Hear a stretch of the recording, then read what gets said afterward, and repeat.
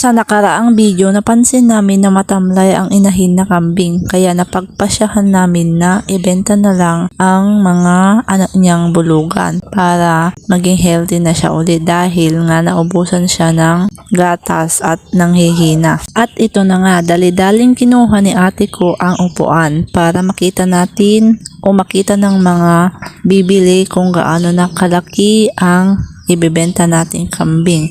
Ito ang isesend nating video sa kanila.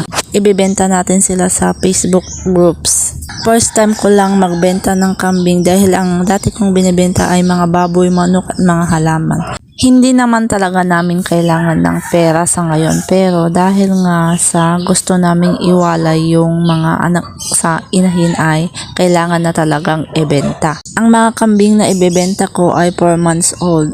Nakakatuwa dahil kahit unang beses ko pa lang na magbenta ng kambing sa online ay wala pang 1 minuto mayroon nang nag-PM po sa akin. Taga ibang bayan dito sa lugar namin sa Pangasinan. Ang halaga ay 3.5. Tumawad pa siya doon sa presyo na yan. Ang talagang sinabi kong price na una ay 4.5 hanggang sa naging 3.7. Tapos naging 3.5. Bale 7K silang dalawa. Ang style ko po kasi sa pagbebenta online ay hindi talaga ako nagdi-deliver o kaya nakikipag-meet up. Pick up lang talaga.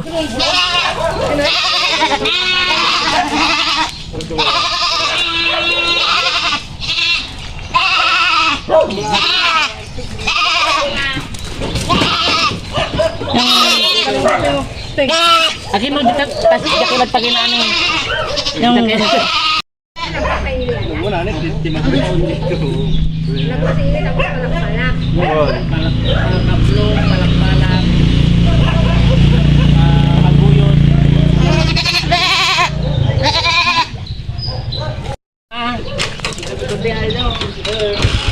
Ada pinang dudlo na dito ko mga pagko. Pindapan. Thank you po.